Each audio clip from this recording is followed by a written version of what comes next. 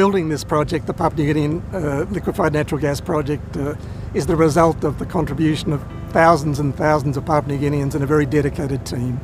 The PNG LNG project has just been the most extraordinary project that I've worked on. The work itself, the number of projects that we've had to do, the number of challenges that we've faced and overcome successfully, the number of people that it's taken to do this project, and then all the other non-routine factors that have come with working in a very remote location with very little infrastructure, and with all the socioeconomic activities that have gone on and support that's gone on. It's really made this project extraordinary. It's been a massive effort over a long period of time. It's taken really since 2005 to get the project to where it is today. Huge team, lots of energy, lots of challenges, but a really wonderful achievement getting here.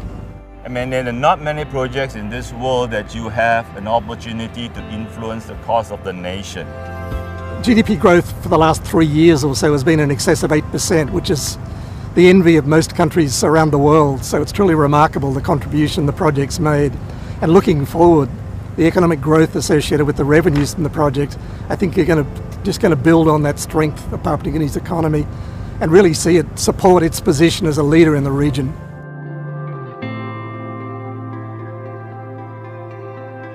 I remember sitting in Parliament House when we celebrated the signing of the financial close in December the 8th, 2009. A hugely exciting day, but really just the start of a wonderfully challenging project over the next 4 years.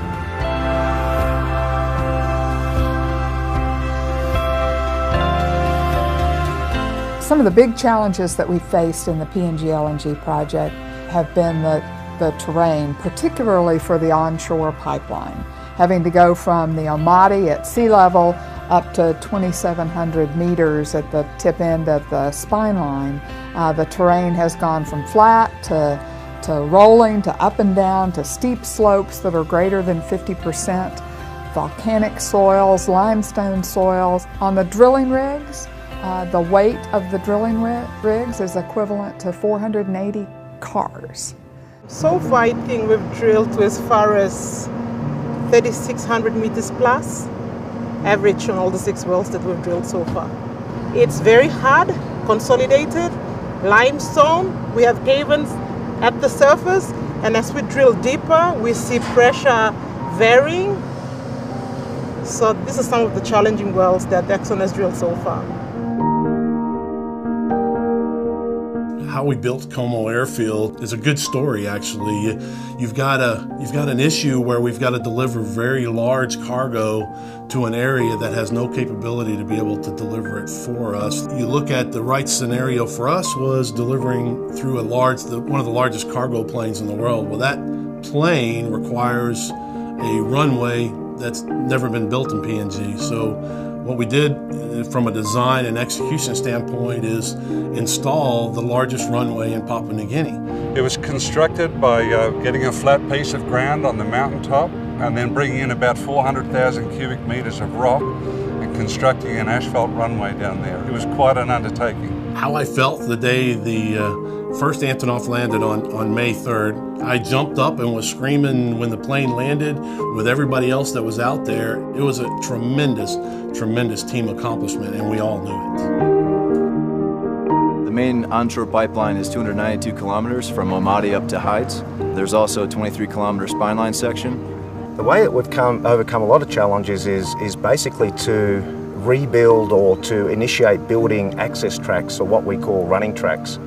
So by building these tracks, we're able to pioneer through to our work fronts and support our pipeline crews, which sometimes extended over 100 kilometres. The steel that was required to go into the onshore pipeline is the equivalent of the steel required for 20 Eiffel Towers. The steel at the LNG plant is equivalent to 4 Eiffel Towers. When we started to do the site preparation to get ready to build the plant, we moved around about 2 million standard cubic meters of dirt just to get the place flat so we could actually start construction. Then we've probably got around 150,000 cubic meters of concrete. There's probably 2,000 kilometers of cable within the facility. And probably the one that's the most interesting off to my right, the two LNG tanks, you can actually put a Boeing 747 plane inside of one of those tanks.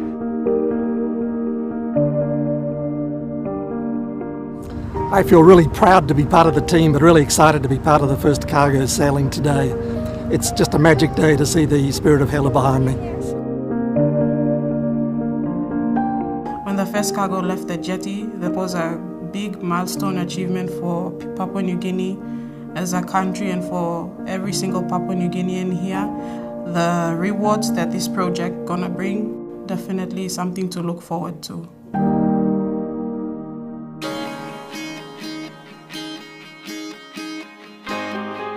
We established safety champions and ran them through a week of intense safety training. We selected the people to do that as natural leaders in their work groups. I mean, we've hired 10,000 Papua New Guineans. We've given them over 2 million hours of training.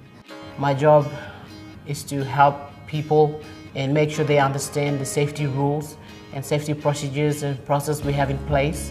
And we're also hearing stories from our Papua New Guinean citizens about how they've taken that culture home and the things that they're now doing with their families to help them be safer.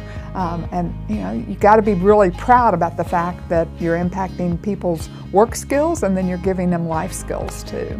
In terms of safety, I've learned a lot, and it's been an amazing journey coming through as a trainee, being in the startup, getting to see how things line up from development and then handing it over to production. It has been amazing.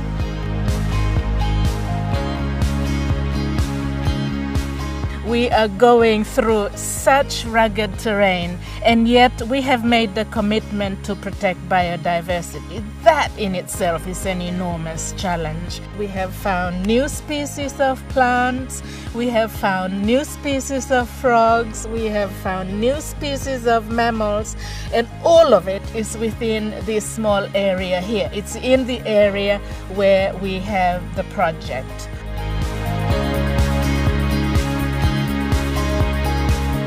In mountain climbing, you earn your view, meaning however steep or high you can climb, the view's better. And as I look through building well pads and drilling wells way up in the highlands and seeing that production come down to a world-class gas plant and proceeding down a pipeline onshore and offshore, going 700 kilometers of pipeline into a world-class LNG plant, I think we've climbed the steepest mountain you can climb. The view is spectacular.